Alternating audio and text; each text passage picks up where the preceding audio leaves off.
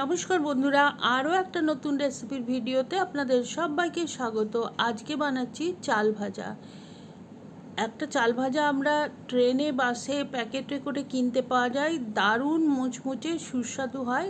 ঠিক সেই চাল ভাজাটাই আপনারা ঘরে তৈরি করতে পারবেন, বানানো ভীষণ সহজ। আর এই বর্ষার দিনে সন্ধেবেলা গরম গরম চায়ের সাথে দারুণ লাগে খেতে। তো আসুন দেখে নিই রেসিপিটা। এর জন্যে আমি হাফ কাপ বাসমতি চাল ভিজিয়ে রেখেছি, ভালো করে ধুয়ে নিয়েছিলাম আগে 3-4 বার, জলে ভিজিয়ে রেখেছিলাম 15-20 মিনিট। আর এখন একটা ছাঁকনির সাহায্যে জলটা পুরো ছেঁকে নিচ্ছি। আপনারা চাইলে যে কোনো চাল দিয়ে করতে পারেন, নর্মাল যে আমরা ভাত খাই সেই চাল দিয়েও সুন্দর হবে। আমি এখানে বাসমতি চাল ইউজ করেছি। আর চালটা পুরোপুরি জল ঝরিয়ে নেওয়ার পরে একটা খবর কাগজের ওপরে একদম পাতলা করে বিছিয়ে দেব, কেননা আমরা এটাকে শুকিয়ে নেব, সেজন্য একটুখানি পাতলা করে বিছিয়ে দিলে তাড়াতাড়ি করে শুকিয়ে যাবে। আর এটা আপনি রোদেও দিয়ে শুকিয়ে নিতে পারেন। আমি ফ্যানের তলায় দিচ্ছি, কেননা বাইরে বৃষ্টি হচ্ছে।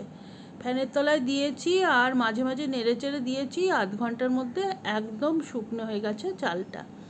আর এখন আমি এর মধ্যে দিয়ে দিচ্ছি 1 চা চামচ সাদা তেল আর সামান্য একটু লবণ।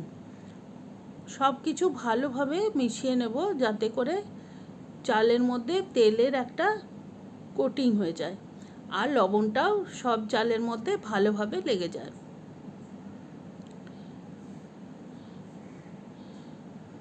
আর এখন কড়াইতে দিয়ে দিচ্ছি সাদা তেল। তেলটা একটু বেশি নিতে হবে এই চালটা ভাজার জন্য।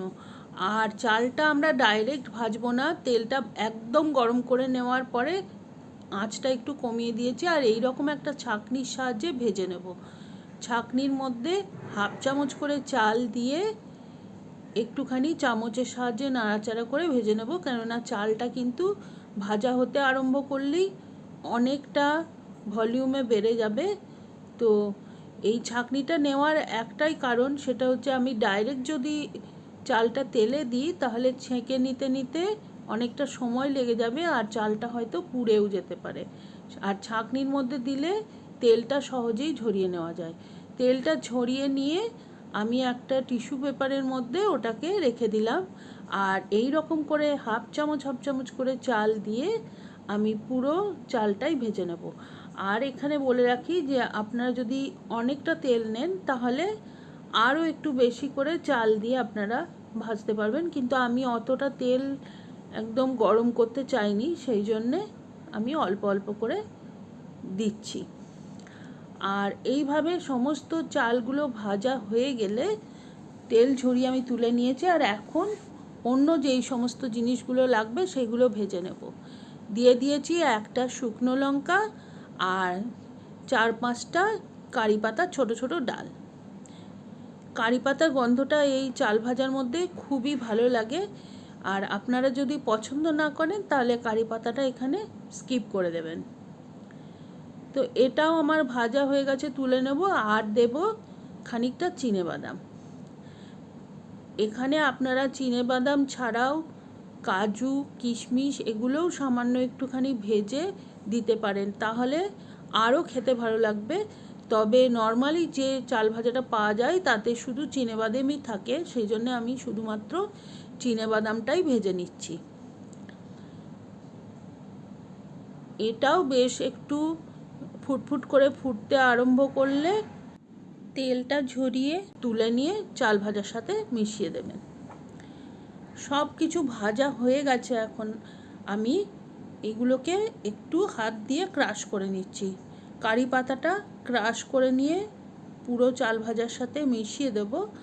আর শুকনো লঙ্কাটাও ক্রাশ করে নেব। আপনারা যদি ঝাল পছন্দ না করেন তাহলে এখানে শুকনো লঙ্কাটা স্কিপ করতে পারেন। সব কিছু ভালোভাবে মেশানো হয়ে গেলে আমি এর মধ্যে দিয়ে দেব হাফ চা চামচ মতো গোলমরিচের গুঁড়ো। এতে করে খুব সুন্দর একটা টেস্ট আর ফ্লেভার আসবে।